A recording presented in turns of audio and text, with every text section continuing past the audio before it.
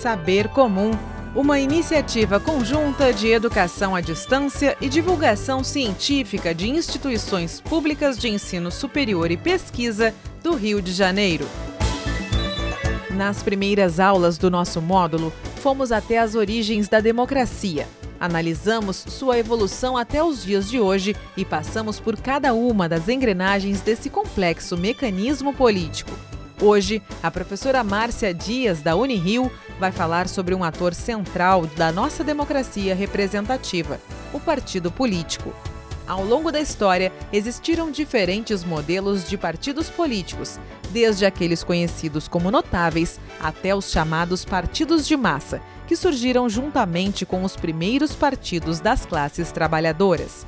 Os partidos, por meio de sua ideologia e composição, representam diferentes interesses e segmentos sociais, alterando-se conforme a própria sociedade vai mudando. No Brasil contemporâneo, temos uma diversidade enorme de partidos, com demandas plurais, múltiplas formas de comportamento eleitoral e correntes ideológicas que abrangem todos os espectros políticos. Democracia, desigualdades e direitos. Na aula de hoje, partidos políticos e democracia. Os partidos políticos, eles estão entre os atores centrais da moderna democracia, né? E por que eu digo isso? Dentre as instituições que formam essa democracia, eles têm um papel relevante. Eles estão presentes na maioria dos sistemas democráticos e dos sistemas políticos de alguma forma, né? Os partidos políticos, eles têm essa presença, eles são onipresentes nos sistemas políticos. E a maioria dos países são governados por líderes partidários. Isso não significa que não existam sistemas políticos sem partidos ou que todos os líderes partidários necessariamente estejam vinculados a algum partido político. Mas, em sua grande maioria, os partidos políticos exercem essa função central na democracia. Embora muito propalada a crise dos partidos políticos, especialmente a partir do século XXI, mas já no final do século XX, né, já a partir da segunda metade do século XX, a crise de representação política e a crise dos próprios partidos como instituições, eles, embora isso esteja ainda muito em voga, a maioria dos analistas, a maioria dos cientistas políticos especialistas em partidos, eles não acreditam que os partidos venham a ser substituídos seja por redes de governança ou por movimentos sociais.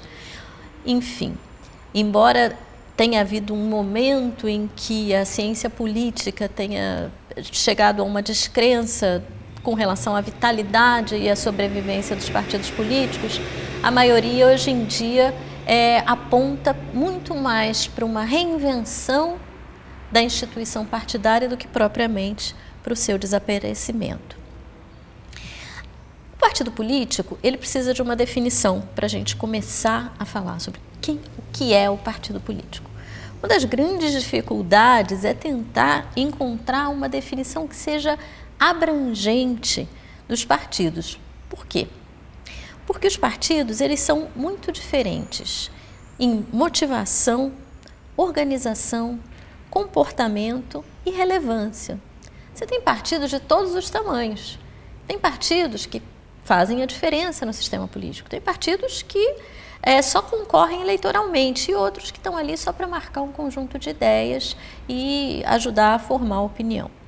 Então, o modo de atuação desses partidos varia muito também e a motivação que os leva à arena política também varia. Então, normalmente é muito difícil você conseguir uma definição que abarque tudo. Mas isso não diminui a necessidade de compreendê-los a partir, de tentar fazer uma definição, tanto do ponto de vista científico quanto do ponto de vista normativo. Então, muitos cientistas políticos, estudiosos, se dedicaram ao estudo dos partidos políticos. E a maioria deles combina alguns elementos para classificar uma instituição como sendo uma instituição partidária, né? na hora de estudar esses partidos, primeira coisa que se verifica, quais são os seus objetivos? Quais são os objetivos do partido? O que querem os partidos na arena política? Segundo, os métodos que eles utilizam para formar opinião e chegar ao poder. E o seu papel na competição política, né? Se é de maior, menor relevância, se é só na formação de ideias ou se intervém de fato no funcionamento do governo. Então, esses são os critérios que normalmente se utiliza para analisar o partido político. Então, menos do que um tipo ideal, o partido político funciona como uma categoria analítica, certo? Quando a gente vai observar uma democracia e vai tentar compreender como atuam seus partidos políticos, a gente vai observar esses fatores, seus objetivos, sua motivação e seu modo de atuação. E aí a gente vai para aquilo, de onde vieram os partidos políticos, como foi que eles surgiram, né? Quando a gente observa o seu papel na democracia, a gente associa o surgimento do partido nos sistemas políticos modernos, ele está menos associado à ideia de facção, de divisão, de deslealdade, de conspiração, que muitos autores inicialmente associaram, né? E ele está muito mais associado ao momento em que eles se tornaram atores políticos legítimos. Então, diferente do que se imaginava, a ideia negativa de partido, né, como uma facção, divisão de grupos, ele é muito mais, ele se caracteriza pela sua organização, pela sua capacidade de organizar o processo político. Os primeiros partidos que eles tiveram origem intraparlamentar, o que significa? Os parlamentos antecedem os partidos, né? A representação política antigamente se dava pela representação direta, pelos notáveis, né, da política, aquelas pessoas que se destacavam em suas comunidades e iam, né, defender os interesses dessa comunidade ou agir em prol dessa comunidade. Ali dentro começaram a surgir diferenças de ideias, de protocolos, de como agir, né? E eles têm essa origem intraparlamentar, os primeiros partidos. A primeira grande conquista deles como organização é o sucesso no controle do governo. É o fim do governo monárquico absoluto e a ascensão do governo parlamentar. Tá? Esse é o primeiro grande feito desses partidos que surgem aí dentro dos parlamentos. E vão aumentar a relevância do parlamento e vão controlar o governo, que não existia antes. O segundo tipo de origem dos partidos é a origem extraparlamentar, ou seja, são partidos que são fundados para organizar aqueles que são os excluídos da representação política. Então, eles surgem no seio da sociedade para depois desenvolver uma atuação no Estado.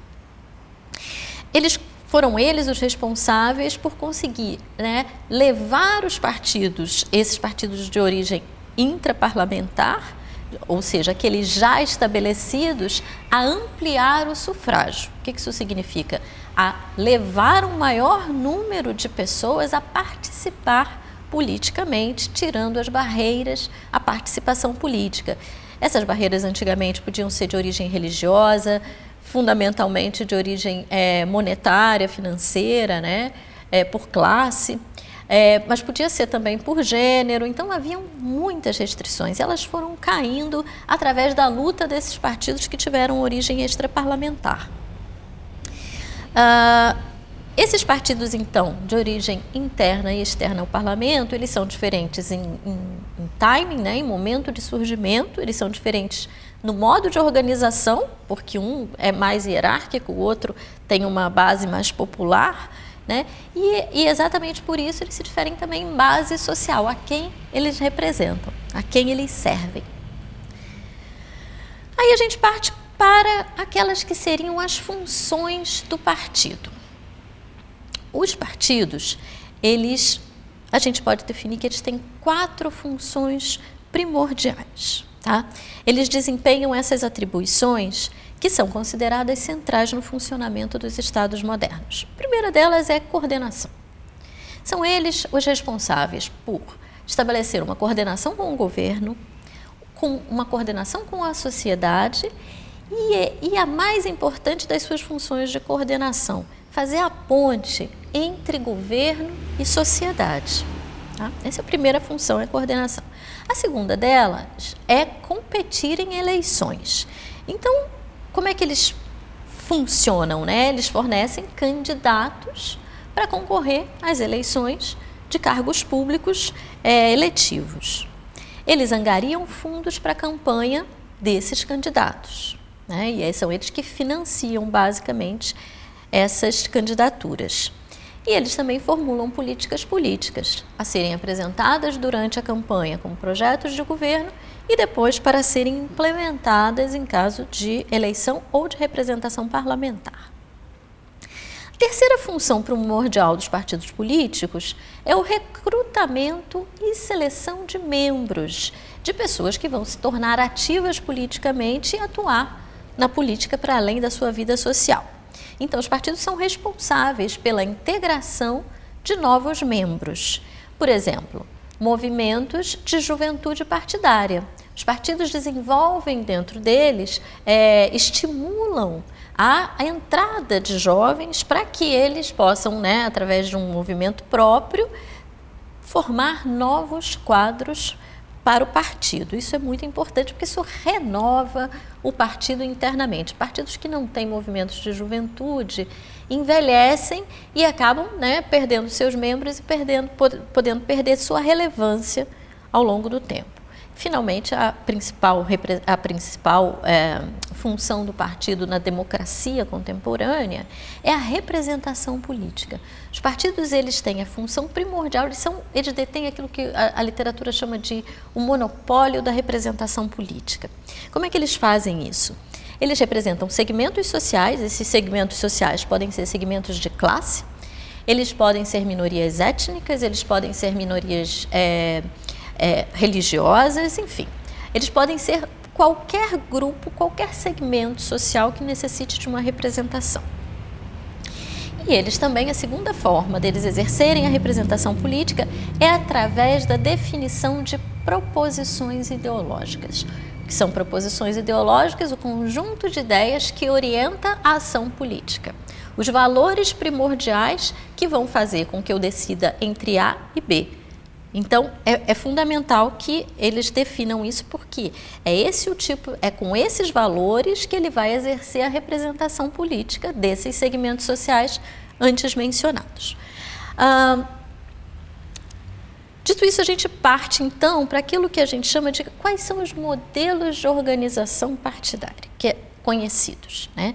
E aí, aquilo que a gente chama de os tipos de partido, tá? Aí a gente vai voltar um pouco àquilo que a gente viu, os partidos de origem extraparlamentar, de origem intraparlamentar. O primeiro e mais antigo de todos os tipos de partido é aquilo que a literatura chama, e nós conhecemos como partidos de quadros ou partidos de elite. É o mais antigo, esses têm origem parlamentar, né? Então eles surgem dos quadros políticos já definidos. Eles surgem da organização de ideias dentro do parlamento, da afinidade entre grupos e do desacordo entre esses grupos, né? Afinidade de ideias, afinidade de interesses. Então, esses são os partidos de quadros. Eles não tinham a necessidade de uma atividade social muito intensa, por conta do seu próprio... Naquele momento em que eles surgem, o sufrágio ainda é muito restrito. Então, eles não têm uma necessidade de uma base social mais ampla. Como é que eles atuam? Através da mobilização de uma clientela pessoal.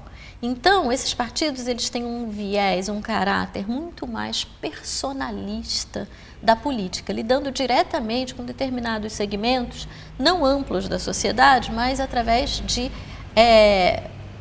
pessoas, né? Do trato direto com os cidadãos. Segundo tipo importante de partidos políticos são os partidos de massas.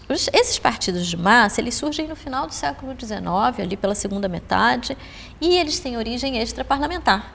São esses, né, os principais partidos que vão ser os responsáveis por ampliar o sufrágio até que ele chegue a ser universal, como é hoje, na grande maioria, não, em todas as democracias, né, na grande maioria dos sistemas políticos. Eles representam um determinado grupo ou classe social. Muitas vezes eles se originam de organizações pré-existentes. Exemplo, sindicatos. Né? E eles dependem de uma articulação direta com uma gama de organizações auxiliares, o que a gente chama de estratégia de encapsulamento, né? A maneira do partido se enraizar na sociedade através dessas organizações. Né? Que podem ser movimentos sociais, podem ser associações de moradores, podem ser representações de profissionais e até sindicatos, como eu dei o exemplo anteriormente. A gente normalmente tem uma organização extensiva, né? Mas isso não significa que eles sejam necessariamente democráticos. Pelo fato de eles terem uma organização muito abrangente, eles podem, sim, ao longo do tempo, se tornar hierárquicos ou controlados pela elite partidária. Tá? O terceiro tipo de partido é um desdobramento do partido de massas, que é o partido que a literatura chama de catch-all. A gente não tem uma definição em português para esse partido, mas é o partido pega tudo. Né? Pega tudo, pega todo mundo, é o papa tudo. Né? Eles são desenvolvidos a partir da transformação interna dos partidos de massa. Que transformações são essas? Essas transformações são caracterizadas pelo aumento do papel dos profissionais em substituição aos membros internos, né? Uma orientação ideológica mais tênue, menos rígida, né? Para que pudesse satisfazer a um maior número de pessoas. Eles utilizam como estratégia atrair a adesão de grupos, de pessoas para além das fronteiras do seu próprio grupo de referência. E com isso, como consequência, eles perdem a conexão com a sua base de apoio original. Né? Então, porque na medida em que eles começam a incorporar um número maior de interesses e flexibilizar nas ideias, a relação mais intensa que ele tinha com um determinado grupo de origem começa a se tornar menos importante. Essas são as características do partido catch-all. Aí vem os partidos de cartel. Os partidos de cartel também são um desdobramento dos partidos catch-all. O que acontece? No seu próprio desenvolvimento, os partidos vão se distanciando das suas bases, perdendo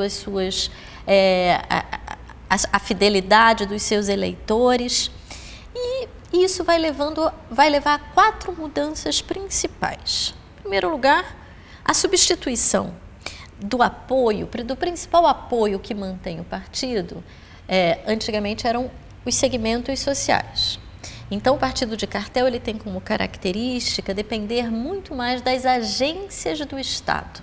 Eles dependem muito mais das estruturas internas do Estado do que dos segmentos sociais. Eles sofrem com o enfraquecimento do ativismo partidário, porque a fidelidade ou a militância se enfraquece ao ponto de, em alguns casos, até desaparecer, colocando ainda mais a dependência desses partidos nessas agências estatais. Privilegia ainda mais, né, aprofunda o profissionalismo, a profissionalização da política, afastando os membros mais ideológicos, os membros mais da militância, da antiga militância. Então, a questão da profissionalização da política fica mais forte ainda nos partidos de cartel. E entre eles, os partidos, por que eles são? Aí o motivo pelo qual eles são chamados de partidos de cartel. Eles formam uma aliança entre eles para se proteger, do risco eleitoral, ou seja, de perder poder e desaparecer, porque eles dependem para a sua sobrevivência de estar dentro da representação política, seja no parlamento, seja em governos. Então, eles formam uma aliança entre eles para obter do Estado subvenções que garantam e protejam ele das ameaças da flutuação eleitoral. Bom, aí os partidos de cartel, eles dão origem aos partidos anticartel, né? Que são aqueles que são fundados por pessoas frustradas com os partidos tradicionais, na medida em que esses partidos começam a falhar na sua principal função, que eu mencionei lá atrás, a representação política. Na medida em que os partidos as pessoas começam a se frustrar com esses partidos tradicionais, passam a se organizar em torno de novas ideias e novos segmentos sociais. Tá? E aí eles vão dar origem a novos partidos que ocupam todo o espectro ideológico, da esquerda à direita. Aí estão colocados os partidos da esquerda libertária. No caso do Brasil, a gente poderia dar como exemplo o PSOL, talvez, a nova direita, né? Partidos pequenos que representam a nova direita, e a gente tem, por exemplo, o PSL, que já não é mais pequeno, na verdade, foi, e alguns partidos de movimento, aí associado a determinados movimentos. Poderia ser, por exemplo, um MBL, não é um partido, mas ele é um movimento que dá origem a um agrupamento político que no Brasil é proibido você ter o partido movimento. Você tem que ter um partido fundado. Então, essas pessoas, elas que surgem de um movimento social, elas vão ter que aderir a algum partido político já existente, com registro, para poder, então, se defender. Esses são os partidos que surgem contra o sistema político tradicional, basicamente, né? Partidos de massa, só para a gente lembrar, né, isso é importante, o principal partido de massa, talvez o único que a gente tenha tido no Brasil, característico, surgido nos sindicatos, nos movimentos sociais, foi o Partido dos Trabalhadores. Todos os outros a gente pode considerar partidos de quadros que surgem dentro do parlamento durante ainda a ditadura militar e depois, com a ascensão do multipartidarismo, eles se desenvolveram, né? Só para repassar, depois esses partidos quase todos se tornam catch-all, tanto os de quadro quanto o PT, de massas, né? Depois eles evoluem para cartel e agora a gente tem esses novos partidos que surgem com esses propósitos. O último modelo que eu vou mencionar aqui, isso não significa que não existam outros, são os partidos empresa, né? Os partidos empresa têm um marco original lá no Berlusconi, na Itália. Mas a gente tem aqui no Brasil, por exemplo, o Partido Novo, né? Que é uma direita liberal na economia, mas com um aporte anti-estatal, né? De redução do Estado, de investimento maior na economia e uma defesa do Estado mínimo, né? E a ideia é ocupar o Estado com os propósitos da economia para torná-lo mais eficiente. Essa é basicamente a estrutura. Bom, já estou me encaminhando para a parte final da aula, em que o objetivo é, então, fazer essa amarração com relação ao papel do partido político na democracia, especialmente na estabilização da democracia. Os partidos são considerados amplamente dentro da ciência política como âncoras da democracia. O que isso significa? Aonde os partidos são fracos, a democracia é fraca. Aonde os partidos são fortes, a democracia também é robusta. Aí você tem uma democracia robusta. Então, certamente a gente vai olhar os países que a gente considera assim de democracia avançada, são são países que sempre contam com um número normalmente moderado, pequeno ou moderado, de partidos relevantes, né? Enquanto o contrário também é verdadeiro. Partidos de aluguel ou partidos legendas que servem apenas para viabilizar candidaturas pessoais são são próprios de países de democracia pouco consolidada ou nada consolidada ou em processo de desdemocratização, né? Então, os partidos eles desempenham um papel muito importante na estabilização da democracia. Eles integram novos cidadãos, né? Eles podem incorporar imigrantes, por exemplo. São eles que incorporam os jovens e dão sentido político a essas novas gerações, né? Mas esse efeito estabilizador ele não é generalizável, né? Em alguns países não deu certo. Então, o fato de ter partido também não é... Os partidos são condição para a democracia, mas ter partido não significa que você tem uma democracia sólida. Por exemplo, você tem os conhecidos, né, já desaparecidos sistemas de partido único, como nos antigos países comunistas, por exemplo. Você não tinha competição política. Então, o sistema não era democrático porque não havia competição entre grupos que pensassem diferentes. Isso impede que cidadãos autônomos se organizem para obter representação no Estado, né? E o mundo islâmico também, né? Você encontra a presença de partidos, mas de vinculação religiosa, o que restringe a ascensão de outros grupos religiosos ou a existência, em alguns casos mesmo, desses grupos religiosos. Então, nesse caso, a existência do partido não é condição, não foi suficiente, ou seja, ele é uma condição, o partido é uma condição necessária para a democracia, mas ele não é uma condição suficiente. A grande dúvida que surge, especialmente agora a partir do século XXI, está na ascensão pela via democrática, pela via eleitoral, de partidos antidemocráticos, de caráter claramente antidemocrático, né? A grande dúvida que surge é, será que o sistema democrático vai ser capaz de moderar a ação desses partidos ou esses partidos vão acabar enfraquecendo a democracia? Essa é uma dúvida que surge em vários países do mundo com a ascensão de líderes populistas da nova direita. Tampouco se sabe se os partidos oligárquicos e os partidos oligárquicos, eles têm uma função importante dentro do sistema político porque eles se organizam melhor, eles controlam melhor o Estado, mas eles são frágeis na representação política, no vínculo com a sociedade. Então é também uma dúvida se de fato os partidos oligárquicos são um trunfo da democracia ou se eles são uma grande armadilha, né? Então, não basta ser partido, tem que cumprir as suas funções essenciais para que eles sejam estabilizadores da democracia. E agora, concluindo, né, só para arrematar essa apresentação, os partidos eles permanecem no século XXI como sendo importantes para o governo democrático, na medida, e eu acho que esse é o aspecto mais importante, os partidos eles têm um amplo impacto na formação do caráter da experiência democrática. Me diga quais são seus partidos que eu te digo qual a democracia que tens.